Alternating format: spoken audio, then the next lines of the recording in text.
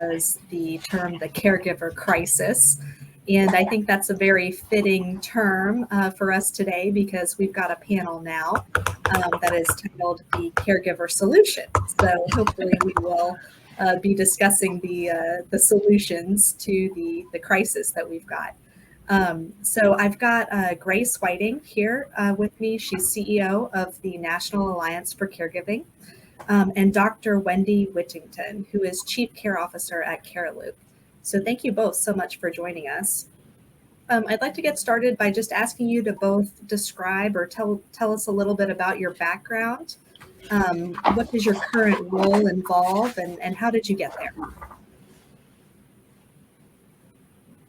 Wendy, do you want to start? Sure. We're in order on my screen with Grace in the center, so I'm thinking left to right.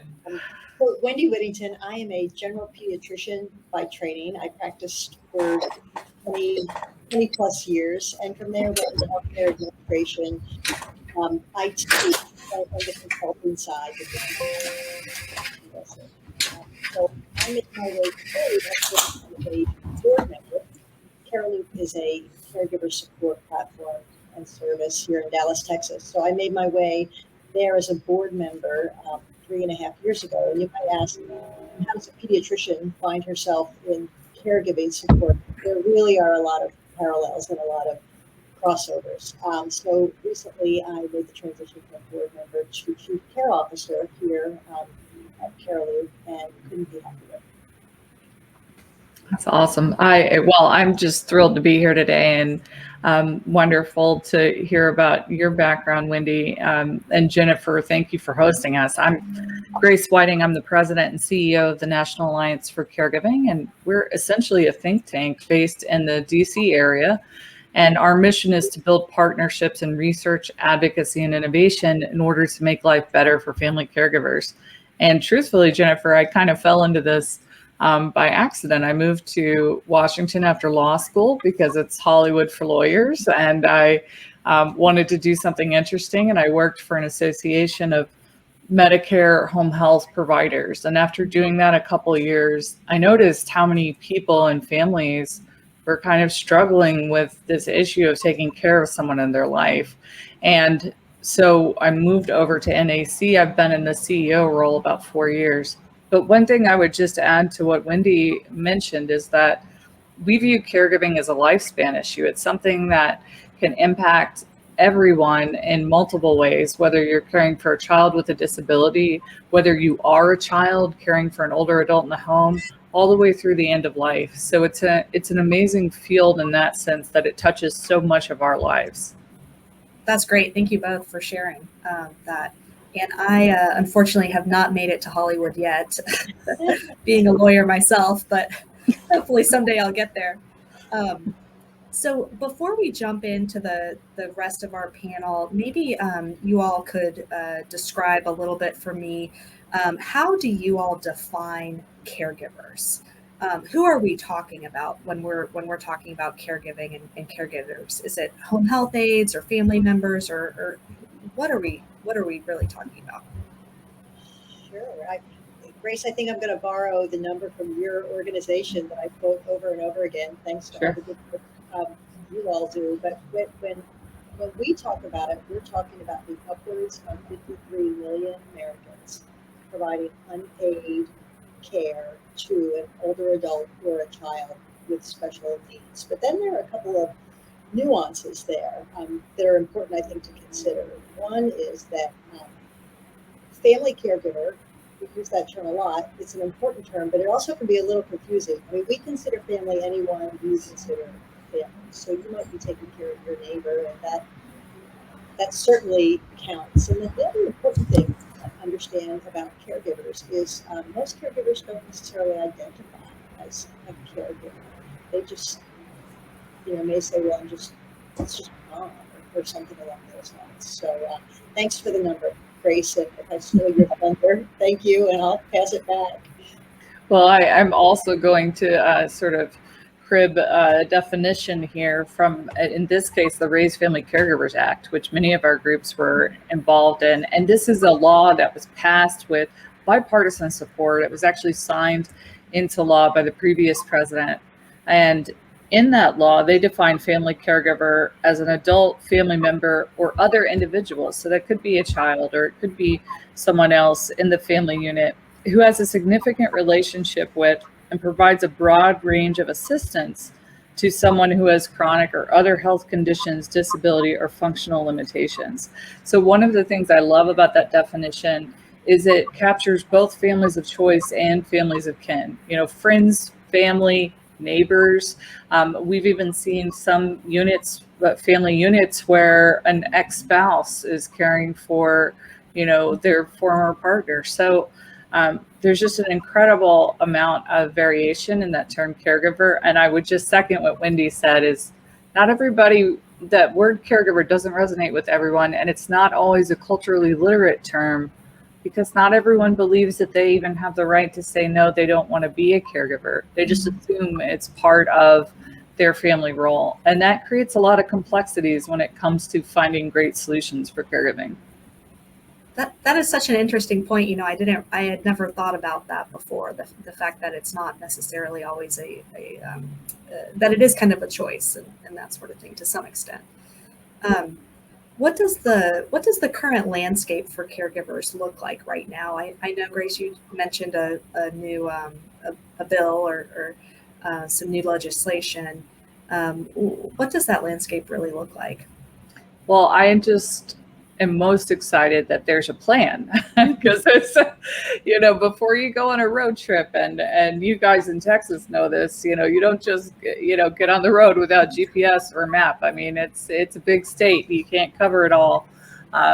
Just, you know, in the back of your mind. And in the same way, we need a roadmap for what we're going to do about caregiving. We have roadmaps in cancer and Alzheimer's and dementia and other conditions. And so finally, after Congress passed this bill, the U.S. Department of Health and Human Services created the Raised Family Caregivers Advisory Council. And that council got together and collected input from everywhere across the country, providers, employers, individuals with lived experience, you know, social workers, everybody across the spectrum. And they've just released a national strategy to Congress. It was actually released about a month ago this week. And in that national strategy, they lay out recommendations for how we can build a better society for family caregivers. So it's very exciting to know that there is a plan. And there were other things happening in Congress sort of around that, but that to me is the most exciting development that's happened lately. I couldn't agree more. You know, exclamation point for that. I think, Jennifer, the fact that we are here having this conversation demonstrates, you know, it's becoming part of the conversation. And also, you know, my personal goal is to make it part of the conversation among traditional healthcare providers. So in addition to the Raised Family Care Act that is so important, several years ago, AARP really championed the CARE Act that's been adopted by 40 states now. And what that act does is it causes healthcare systems to do three things. One, to identify family caregivers for their patients. Two, to notify those family caregivers about transitions of care, if the patient is home or to a skilled nursing facility or what have you. And then number three, in an area that we still have a lot of work to do, is educate those caregivers. You know, a lot of us get those discharge instructions and figure, okay, I'll just go home and take care of mom, but it's not so easy. So I'm thrilled we're having the conversation. Yeah, me too. What about the pandemic? Has that had an impact on the kind of caregiving landscape?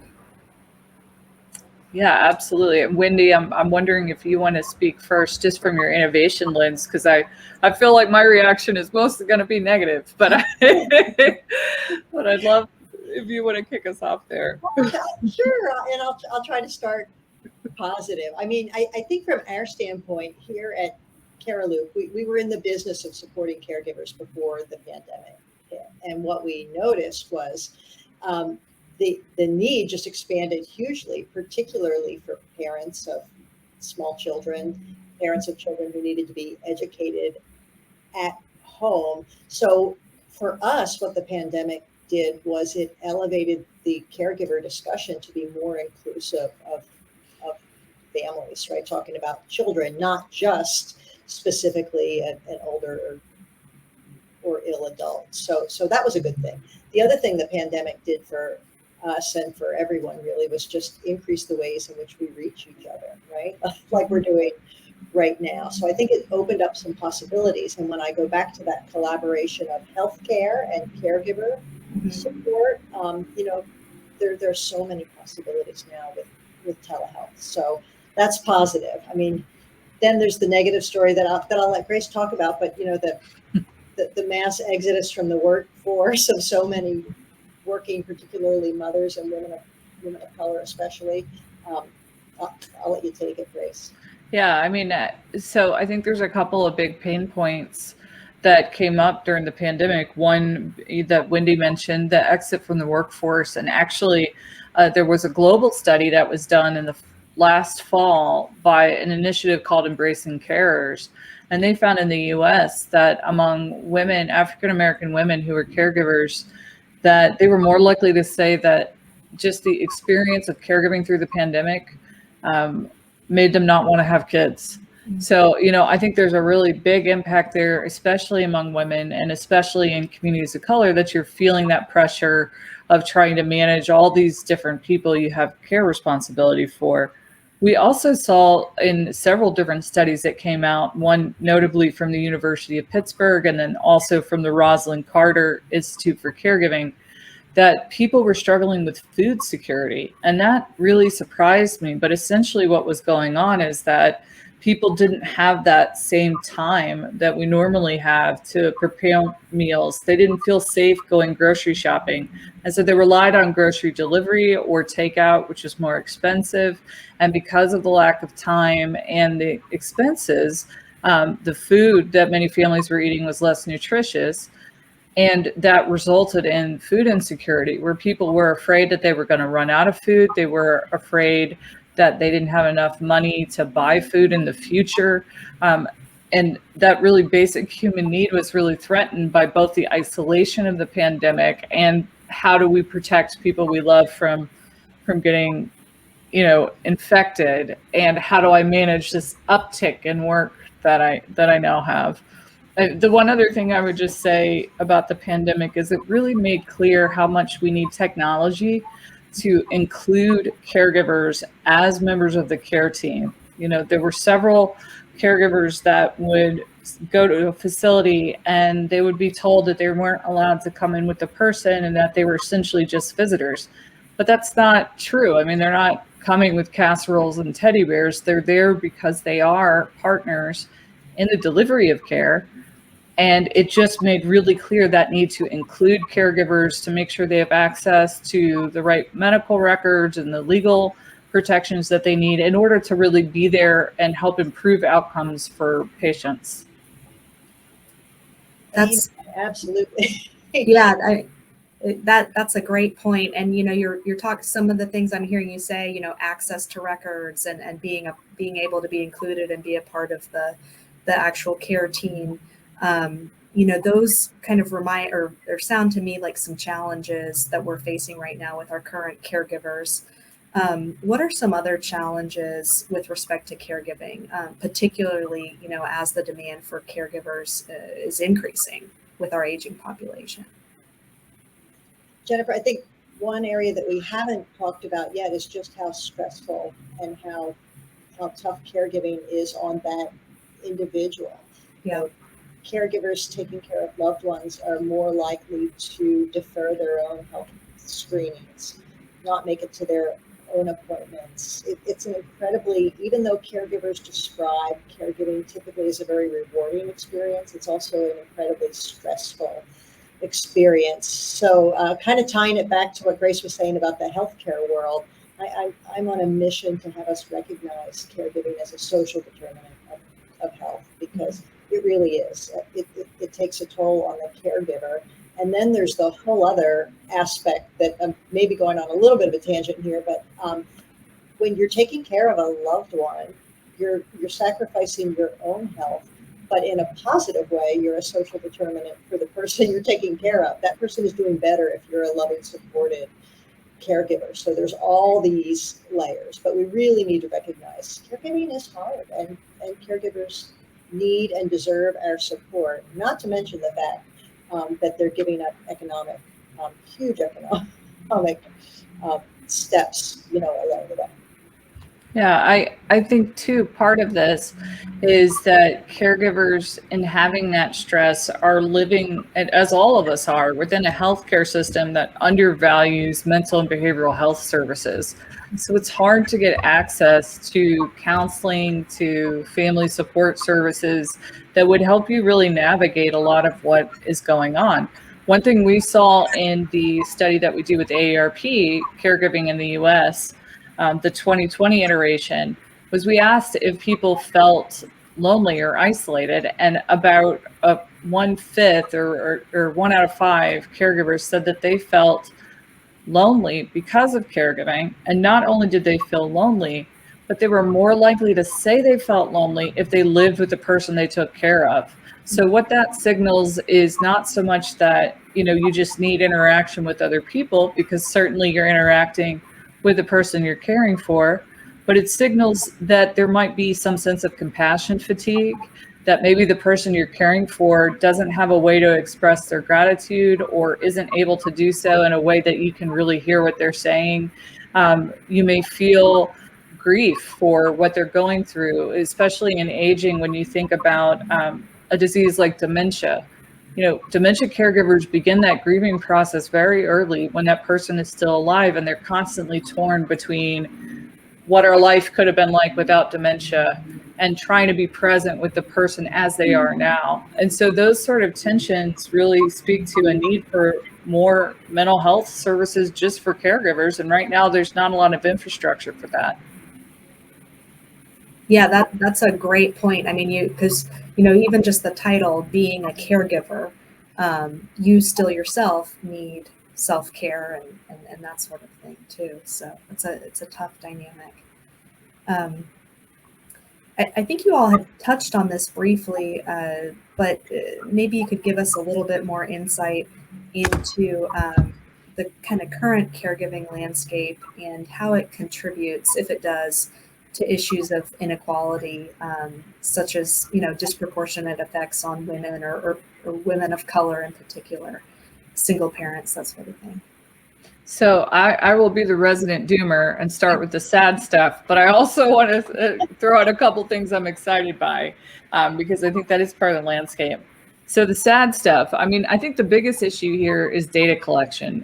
We don't have a good way to capture data on caregivers. And even the national studies sometimes don't have enough data to describe what's happening to multicultural populations in granularity.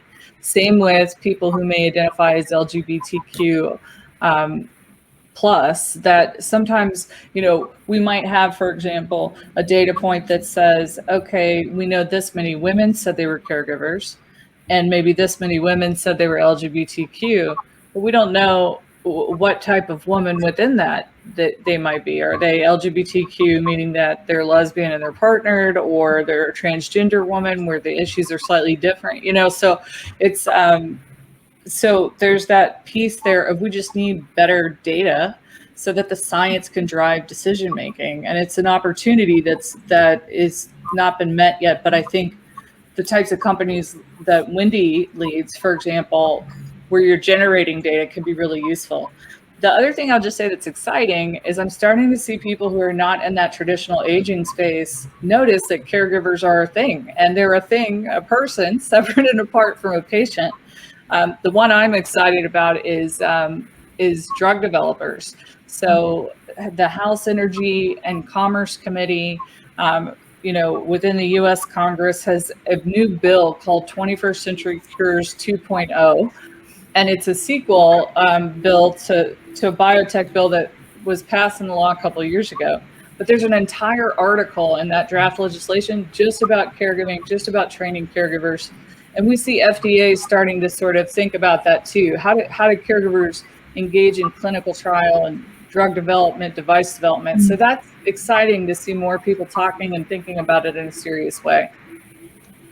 Couldn't agree more on the data, and that we need more. But we have some really relevant pieces of data that should make us all say, of course, we need to pay attention to this. So to think of the way in traditional healthcare we think of the numbers, we know that our national healthcare spend is approaching $4 trillion annually, right? And we know from estimates of the time that unpaid family caregivers that time is worth close to and probably over by now $500 billion.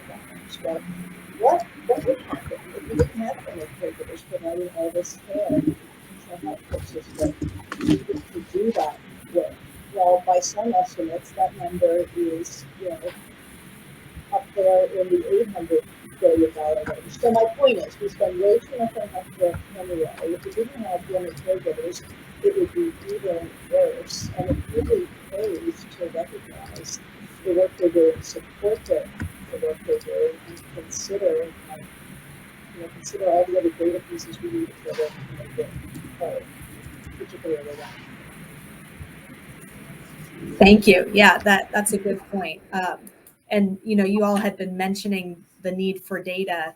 What new technologies are aimed at making caregiving easier, and are they affordable for folks? Well, I was listening to the panel just before us, and Dr. Ori talked about some really great technologies, home monitoring and tracking folks, the watch in the grocery store. If you all were listening to that conversation, it was really great. I think all of those are becoming more and more affordable and are important, but I want to emphasize just a couple of side points to those technologies.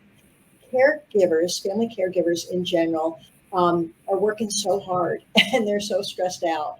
It's great to have a technology to help, but very often we find what they need is that human element to help them navigate through all of this. So to me, the important technologies are the ones that help caregivers navigate this journey. So a platform like the one we offer, but there are plenty out there that help family members come together, right, to collaborate with the caregiver. And then those technologies that the pandemic has kind of sifted to the surface, including the telehealth technologies, to just make it easier to not have to get in the car and drive 2 hours across town to spend 4 hours waiting, right? So I think of technology in the caregiving space as more of a, let's think of keeping them connected. And I don't think it's one necessary gadget that's going to solve it. It's more of a collaborative effort. That makes sense. Grace, we were just talking about technologies in the caregiving space. Did you have any thoughts on new technologies that you've heard of or seen?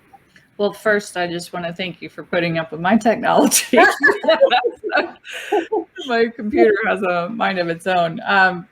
Yeah, I mean, I think telehealth, something on the policy front we've been seeing is, one of the things that was holding up telehealth innovation was that the reimbursement rates were so low that there was no incentive to go after it. So I think, they say necessity is the mother of invention. I think sort of saying, okay, yeah, this is all we have right now has really moved it forward so much faster than previous initiatives like, under the High Tech Act about 10 years ago, where it was like, oh, we're all going to have meaningful use. Well, that just shoved it forward. The fact that we had to adopt. One thing I would love to see is, and I say this as a video game nerd, right when the pandemic happened and people were tired of being on Zoom, I read this article where people were playing Red Dead Redemption 2, which is a PlayStation game, and you have an avatar. So it's essentially like a cowboy shoot 'em up game. So I'm sure people in Texas, are playing this.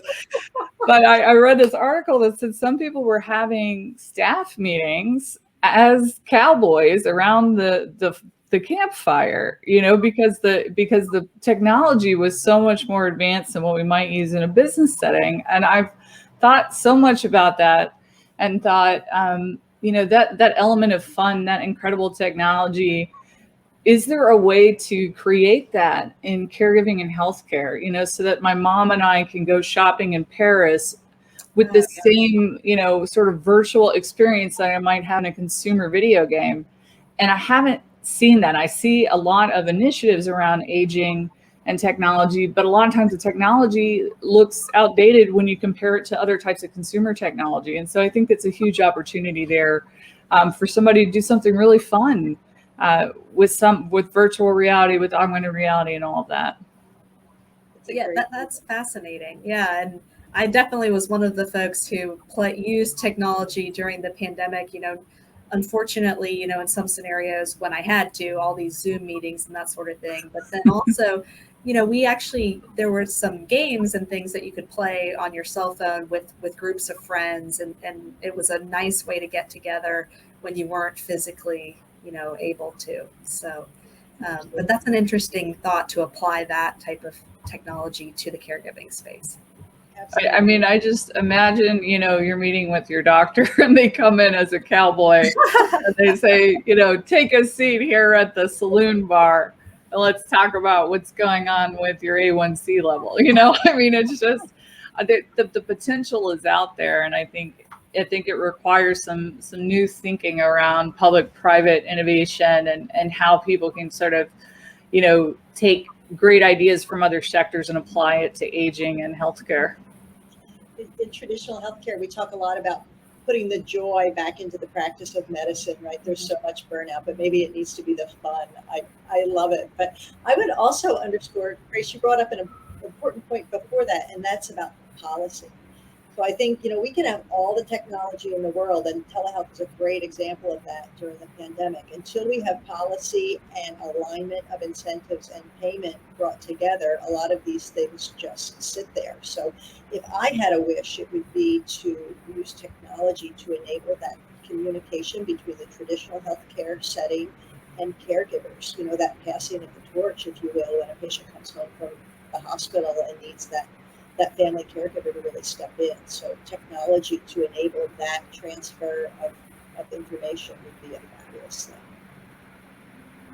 Yeah, that segues, Wendy, really nicely into our kind of the next question about solution-oriented trends and innovations that you're seeing right now. And maybe what gaps are still remaining and what recommendations do you have for those to fill those gaps? Yeah, it's a huge question, right? I think the big gap is the one that I just spoke about, marrying that traditional healthcare world with caregivers and really recognizing caregivers as part of the real care team. Mm-hmm. I think that's the biggest gap. I mean, it may take a bigger visionary than me to see, what technology exactly are we missing to make that happen. I think it's all about integration, really. And I think a lot of that ties back to our dysfunctional healthcare system and the policies wrapped around it. So for me, it's more about policy and operations than an exact technology. I don't know, Grace, what do you think? Yeah, I mean, I would agree. It's, you can build all the cool, new innovative things in the world, but if you don't have a payment model to make it happen, it then becomes sort of a situation of have and have nots, so that perhaps, the handful of billionaires who are moving to New Zealand to live in an underground bunker will have access to it, but the rest of us who are really driving the costs in the healthcare system may not. So I definitely think there's a piece there about reimbursement, about incentivizing care. I also think there's a need to kind of question how we think about healthcare. So we've really been operating under this paradigm of the triple aim that, healthcare innovation needs to improve individual health and population health and reduce cost. Well, when you really look at caregiving, that's really difficult to do. And part of the reason it's difficult to do is because not everything that requires care is something that's going to necessarily drive up costs in a fee-for-service model. So my dad may have a mental health issue like depression. Well, that's not necessarily going to cost a lot of money because he's not going to be cycling in and out of a hospital. So it's really hard to make the, business case for why we should support caregivers if that's the paradigm we're going to be using. we've been thinking more about this public health approach that, again, caregivers are people too, and that the strain of caregiving impacts their own health and wellness, and that will drive up healthcare costs. It will interrupt their financial wellness when they have to take time off of work, or they, step out of work altogether and defer retirement and so on. And so I think a more holistic public health approach is probably where most of the more innovative work is going, because it recognizes you can't just rely on the caregiver being essentially a sort of free intervention to save money on a patient. It just doesn't work that way. And the science is not there to support that. It has to be a bigger picture about our overall health and well-being. Yeah, that's a great point. And that goes almost to back to Wendy, what you were talking about with the kind of economic impact of all this kind of free care that that's being given right now. So it's huge. It's huge. And all of the numbers we use to describe it are too small, because it doesn't take into account, there's so many other layers to it, right? The fact that family caregivers spend out of pocket their own money on so many of the supplies necessary to take care of their loved ones. I mean, the number just keeps growing when you think about it. So back to Grace's point, in a value-based care world, in a world where we really think about a population health, it makes so much sense to include caregivers as part of the real overall care team and to support them, pay them. Isn't that a novel idea? But really, it makes total sense. Absolutely. do you all think we're seeing any changes there? So, for example, are employers paying more attention right now, or are there, are we going to get kind of a national paid leave, or is there something going on right now that you guys think would solve some of this stuff? I'm kind of like, oh my God, yes. There's so much going on. Yes. So the president's Build Back Better plan has within it a proposal for national paid family medical leave. And it's actually something that's been sort of circulating in Washington probably for the last 10 to 15 years. And there's some state momentum in some states and communities. DC is one of them. There is actually a provision for paid family medical leave that essentially works like an unemployment tax. So, all employers have to enroll, and that helps spread out the cost. And then people can take partially paid leave, which is a fantastic way to improve, just equity in general in the workplace. So that's very exciting. I think that's very exciting. I think the other thing that we're sort of, keeping our finger on is this whole discussion around the Great Resignation and all the shifting and these the labor movement sort of becoming more vocal. And one of the things I wonder is if caregiving isn't driving part of that conversation. People saying, I want to be at home with the people I love and I take care of, and I need flexibility from my employer, and that's no longer negotiable. It's not a perk to say we're going to accommodate family responsibilities. It's a equity and inclusion issue that we need to recognize that human beings have healthcare needs, and it's a good thing for people to try to take care of others. So that conversation is still evolving, and it'll be interesting to see a year from now what's changed in our concept of work-life balance and caregiving support. Absolutely. I mean, we're at such a pivotal time right now, right? If we can get paid leave finally, after all these years of being the only developed country really that doesn't offer it, that would be an amazing thing. So I'll just give a plug for that. But to answer your question about the employer piece, and it does relate, Grace, to the Great Resignation, employers are paying attention. I mean, that's really the business we are in now, offering as an employee benefit for the most part, caregiver support, caregiver platform, and absolutely, it's taken off. I think employers are finally recognizing that it's not just about offering basic health benefits, dental benefits, those old kind of tried and true but somewhat boring benefits. Employees now are looking to see that their employer really cares about them. And to really care about your employees, you have to understand, who among your employees are caregivers, and what are they going through, and how can you support them. So we're seeing a tremendous interest on the part of employers. workforce, which is great. I worry more about the folks who really need the support but aren't tied to an employer because they never leave the workforce because of this problem in the first place or some other problem. It's just it can be a vicious circle. Yeah, absolutely. So hopefully some solutions on the horizon, but maybe not the be-all end-all fix. Well, I do think a lot of people said that the teleworking, especially if you're a knowledge worker that doesn't have to, come in and out of the home, that actually in some ways made people feel more accepted in their caregiving role and gave them the flexibility that they needed. So I think that the fact that we've proven that people can do that and our society is not going to collapse, at least from teleworking, I think that's a positive sign. And the other thing is you're seeing people talk about caregiving and work who didn't before. So Melinda Gates is someone who comes immediately to mind, but there are others. And I think having the president talk openly, I mean, again, I'm a huge nerd. I'm watching the joint address to Congress. President Biden starts talking about his own caregiving experience and the need to support caregivers and paid leave. And I'm sitting there like cheering, like, yes, this is great, So I think that the fact that the conversation is moving forward is good. The fact that there's a national plan for caregivers is good. And it's just a matter of keeping up that heat and that momentum. Absolutely. And then figuring out a way to also support those folks who are not the knowledge workers, the essential workers that we need out there on the front lines every day who really need our support too. And that's where we need the national policy. Yeah. Especially.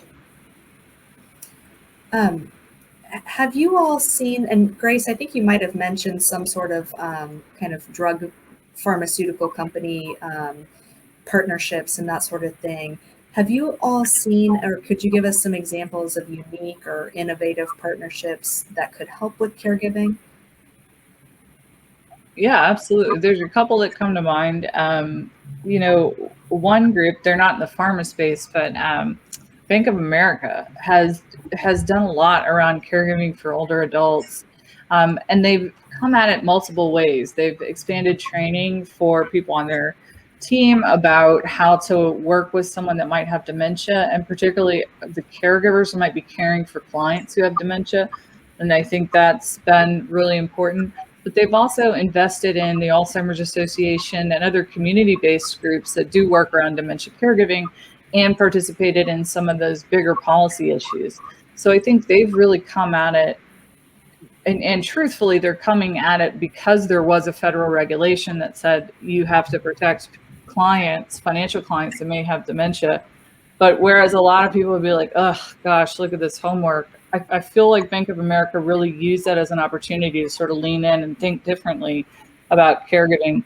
The other company that comes to mind is called EMD Serrano, and it's a global company, but they created a global coalition called Embracing Carers, and they brought together caregiving NGOs from around the world, and they've done some research together in that coalition model, as well as some awareness building campaigns. What I like about that is there's so much that we don't have to reinvent because other nations have already dealt with this or have similar solutions. And I just think that ability of a large company to help people connect in ways that they couldn't before is a really great way to partner, because so many NGOs are, running off of cardboard boxes and, duct tape furniture. So it's a great way for a company to leverage its knowledge and networks in order to make it easier on people who are trying to create social impact, but maybe don't have all the answers just yet. I think those are great examples. If I had a wish list, it would be to add more traditional healthcare delivery organizations to that innovative conversation, because again, it's all about that integration, right? And recognizing that family caregiver at the risk of sounding like a broken record on that issue. That's our next, what we really need. Yeah.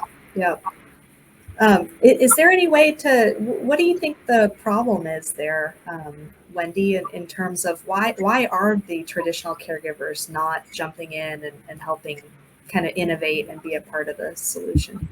I think that's multifactorial. I mean, I'm gonna be optimistic here for a second and say now's our time. I'm really hopeful that we're going to begin to see it. I think caregiving is becoming more and more part of national conversation, and it's getting attention in Washington, which is a fabulous thing. But traditional healthcare delivery organizations have been really busy these last couple of years. They've had other things to think about, and just getting through this pandemic. I mean, I don't mean to diss all of my former colleagues. They're working so hard, and really we haven't done enough to appreciate them through the pandemic. But when we have a moment to come up for air, this is something we really have to think about, because it's going to help them too, right? So I think it's been lack of alignment of incentives. You'll have some folks say, well, why should I spend time, educating this family caregiver? I'm not getting paid for that.